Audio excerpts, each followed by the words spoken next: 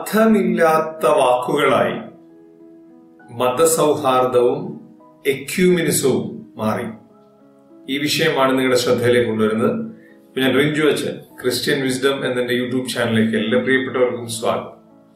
ചെറിയ ചെറിയ കാര്യങ്ങൾ പങ്കുവയ്ക്കുകയാണ്. സാധാരണയായ വിശ്വാസ വിഷയമാണെങ്കിൽ വല്ലപ്പോഴും എന്റേതായ വ്യക്തിഗതമായ അഭിപ്രായങ്ങൾ പങ്കുവയ്ക്കാറുണ്ട്. ഇന്നത്തെ വീഡിയോ അങ്ങനത്തെ ഒരു വീഡിയോ ആണ്. എന്റെ അഭിപ്രായങ്ങൾ പങ്കുവയ്ക്കുകയാണ്. ഒരുപക്ഷെ പലർക്കും അതിനോട് വിയോജിപ്പ് കാണും, എനിക്ക് ശത്രുക്കൾ കൂടുതലുണ്ടാവും, സ്വാഭാവികമാണ്. എങ്കിലും എനിക്ക് പറയുവാനുള്ള ചില ചിന്തകൾ ഇതുമായി ബന്ധപ്പെട്ട് പറഞ്ഞേ മതിയാകൂ എന്നുള്ളത് കൊണ്ടാണ് പറയുന്നത്. ഒന്ന്, മതസൗഹാർദ്ദം എന്ന വാക്ക് അർത്ഥമില്ലാത്ത വാക്കാണ്. അർത്ഥം ഒരിക്കലും കൊടുക്കാൻ കഴിയാത്ത വാക്കുകളാണ്. ഇന്നലെ അടൂരിൽ കൂടി ഒരു ഘോഷയാത്ര പോയി, ഹൈന്ദവ മതത്തിന്. അപ്പൊ ഒരു ദേവാലയത്തിൽ നിന്ന് അതിന് സ്വീകരണം കൊടുത്തു. അത് പത്രത്തിൽ വാർത്തയൊക്കെ വന്നു. ഏത് ദേവാലയെന്നോ എന്തിനാണെന്നോ ഒന്നും ഞാൻ പറയണില്ല. പക്ഷേ ഒരു ചോദ്യം മാത്രം, ഇതിനു ശേഷം ഈ വൈദികൻ പള്ളിയിൽ നിന്ന്, എനിക്ക് അപ്പുറത്തുള്ള ഹൈന്ദവ മതത്തെ കുറിച്ചോ ഇസ്ലാം മതത്തെ കുറിച്ചോ ഒന്നും ഞാൻ പറയില്ല, ഞാൻ എന്റെ മതത്തെ കുറിച്ച് മാത്രം. ഇതിനുശേഷം ഈ വൈദികൻ അല്ലെങ്കിൽ ഈ മേൽപ്പട്ടക്കാരൻ ആരുമാകട്ടെ, സ്ഥാനികൾ പള്ളിയിൽ നിന്ന് ഏതെങ്കിലും കാരണവശാൽ ഈ സ്വീകരണം കൊടുത്ത മതത്തിന്റെ ദൈവത്തെ വിശ്വസിക്കുന്നതായി അംഗീകരിക്കുന്നതായി ജനത്തോട് പറയാൻ കഴിയുമോ? അതോ അവർ പറയുന്നത് വിഗ്രഹാരാധന തെറ്റാണെന്നും വിഗ്രഹാരാധന പാപമാണെന്നും വിഗ്രഹാരാധന നടത്തിയാൽ കുമ്പസാരിക്കണമെന്നും ഒക്കെ ആയിരിക്കുമോ പറയുന്നത്? യാതൊരു സംശയമില്ല, അങ്ങനെ തന്നെയാ പറയുന്നത്. അങ്ങനെ അല്ലാതെ പറയുന്ന ഏതെങ്കിലും വൈദികനോ സ്ഥാനീയരോ ഉണ്ടെങ്കിൽ ഒരു സംശയം വേണ്ട, ഒന്നാം പ്രമാണത്തിന്റെ ലംഘനമാണ്. ഒന്നാം പ്രമാണം വളരെ കൃത്യമായി പറയുന്നു, ഞാനല്ലാതെ അന്യദൈവങ്ങൾ നിനക്ക് ഉണ്ടാകരുത് എന്ന്. അങ്ങനെ അന്യദൈവങ്ങൾ ഇല്ല എന്നും അന്യദൈവങ്ങളെ ആരാധിക്കുന്നത് ബിംബാരാധനയാണെന്നും അന്യദൈവങ്ങളെ സേവിക്കുന്നവർ നരകത്തിൽ പോകുന്നു ഒക്കെ പഠിപ്പിക്കുന്ന ആളുകൾ തന്നെ മതസൗഹാർദ്ദത്തിന്റെ പേരിൽ ഇങ്ങനെയൊക്കെ കാണിക്കുമ്പം അതും അവരും അവരുടെ കൂടെ നിൽക്കുന്ന കുറച്ചുപേരെ കൊണ്ട് മാത്രം പോയി നടത്തുന്ന ഒരു പരിപാടി പള്ളിയിൽ മുഴുവൻ അനൗൺസ് ചെയ്യണം. അങ്ങനെയാണെങ്കിൽ സഭയിൽ മുഴുവൻ അനൗൺസ് ചെയ്യണം, ഇന്നതുപോലെ ഒരു ഘോഷയാത്ര വരുന്നുണ്ട്, നമ്മുടെ സഭ അവരെ സ്വീകരിക്കേണ്ടതാണ് എന്നൊക്കെ പറഞ്ഞു. അത് വ്യക്തിഗതമായി ചെയ്യുന്ന ഒരു പരിപാടിയായി മാറുമ്പോൾ ജനം ഇത് ചെയ്യാൻ പാടില്ല, ഞങ്ങൾ ഇതൊക്കെ ചെയ്യുന്നത് ശരിയാണെന്ന് കാണിക്കുന്നത് മതസൗഹാർദ്ദമല്ല. രണ്ടാമത്തെ കാര്യമാണ് എക്യുമിനിസം. എന്താണ് എക്യുമിനിസം?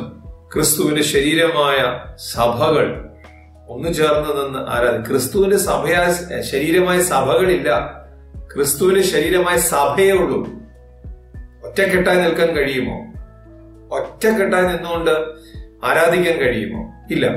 പിന്നെ എങ്ങനെയാ പറ്റിയത്? ദൈവശാസ്ത്രപരമായി ക്രിസ്തുവിന്റെ അമ്മയാണോ, ദൈവത്തിന്റെ അമ്മയാണോ, യേശുവിന്റെ അമ്മയാണോ എന്നൊക്കെ ചോദിച്ചുകൊണ്ട് പിരിച്ചു, പല പല കഷ്ണങ്ങളാക്കി പിരിച്ചു.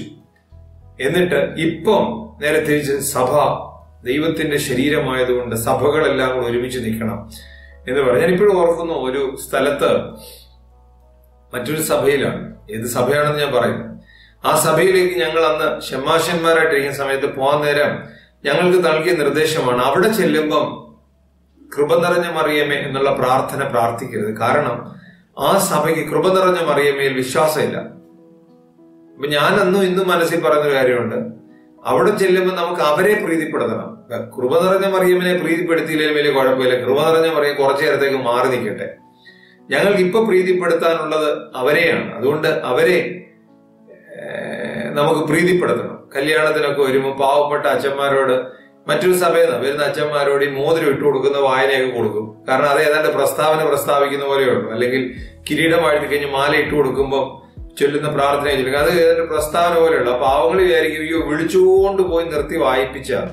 വിളിച്ചുകൊണ്ട് പോയി നിർത്തി വായിപ്പിച്ച കാര്യം ശരിയാ, പക്ഷെ ഇത് ഈ മോതിരം ഇടുന്നതിന്റെ കാര്യമൊക്കെ ഉള്ളു. അല്ലാതെ പ്രധാന കണ്ടന്റായ പ്രമേയോനും എത്രയും ഒന്നും അല്ല വായിപ്പിക്കുന്നത്. ഇതൊക്കെ ആയിരിക്കും വായിക്കാൻ കൊടുക്കുന്നത്. വളരെ കൃത്യമായിട്ട് നമുക്കറിയാം, ഏതൊരു സഭയ്ക്കും ഒരു വിശ്വാസിയെ നഷ്ടപ്പെടുത്താൻ താല്പര്യമില്ല. ഒരു വിശ്വാസിയെ നഷ്ടപ്പെടുത്താൻ, പ്രത്യേകിച്ച് ഞാനിട്ടിരിക്കുന്ന വസ്ത്രം ധരിച്ച ഓർത്തഡോക്സ് സഭ പറയുന്നത് വേറൊരു സഭയിൽ പോയാൽ പിന്നീട് കുർബാന പോലും കൊടുക്കാൻ കഴിയില്ലെന്ന്. ഒരു കുർബാന പോലും മറ്റൊരു സഭ, അതെങ്ങനെയാണ് എന്നെ സഭ എന്നെ പഠിപ്പിക്കുന്നത്, അല്ലെന്ന് എന്നെ തിരുത്തണം. എന്നെ തിരുത്തി തരണം, എന്റെ മുകളിലിരിക്കുന്ന ആരെങ്കിലും.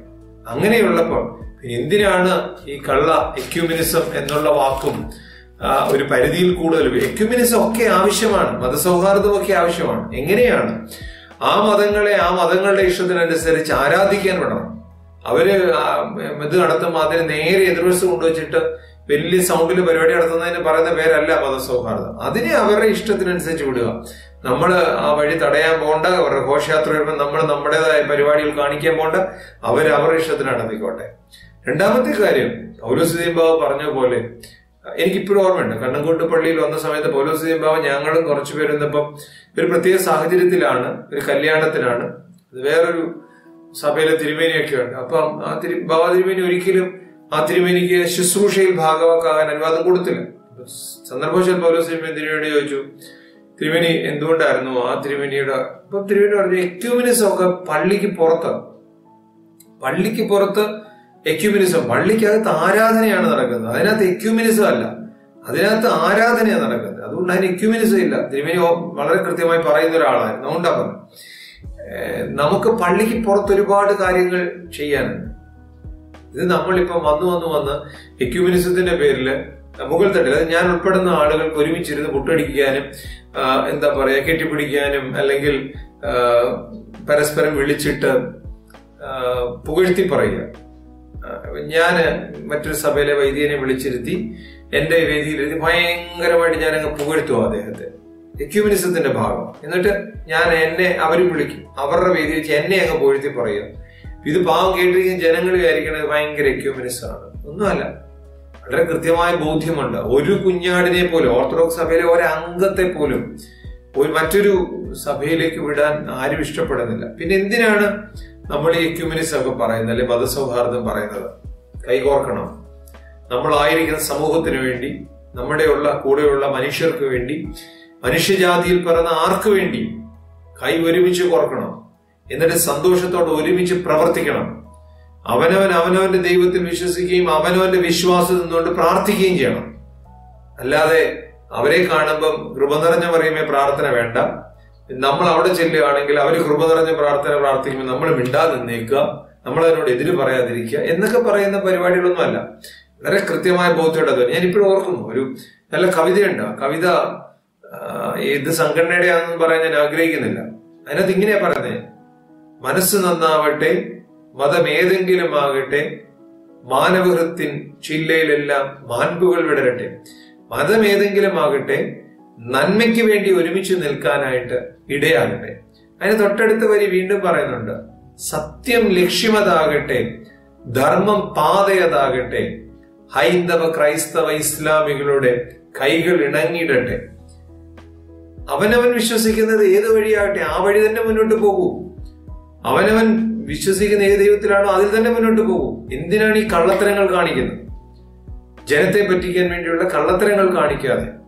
ഒരിക്കലും എന്റെ സഭ എന്നെ പഠിപ്പിച്ച വൈദിക സെമിനാറിൽ 5 വർഷം എനിക്ക് തന്ന പരിശീലനം, എന്റെ ഗുരുക്കന്മാരായിട്ടുള്ള മുതിർന്ന വൈദികർ, എന്റെ മേൽപ്പട്ടക്കാർ എനിക്ക് നൽകിയിട്ടുള്ള വിശ്വാസത്തെ എന്റെ ഇഷ്ടത്തിന് എന്റെ ലാഭത്തിന് വേണ്ടി കോട്ടിക്കളയാനുള്ളതല്ല എന്ന് മനസ്സിലാക്കാനും, മനുഷ്യ നന്മയ്ക്ക് വേണ്ടി, ഞാൻ പറഞ്ഞല്ലോ, ഒരു വേദി പങ്കിട്ട് പരസ്പരം സുഖിപ്പിക്കാനും അത് കഴിഞ്ഞ് പുട്ടുകടലയും കഴിക്കാനും വേണ്ടിയല്ലാതെ എക്യൂമിനിസം പ്രവർത്തിക്കാനിടയാകട്ടെ, മതസൗഹാർദ്ദം പ്രവർത്തിക്കാനിടയാകട്ടെ, രോഗിയായി കിടക്കുന്നവനെ സഹായിക്കാനും വീടില്ലാത്തവനെ സഹായിക്കാനും ഒക്കെയായിട്ട് മതസൗഹാർദ്ദവും എക്യൂമിനിസവും വളരട്ടെ എന്ന് ആത്മാർത്ഥമായിട്ട് ആഗ്രഹിക്കുന്നു.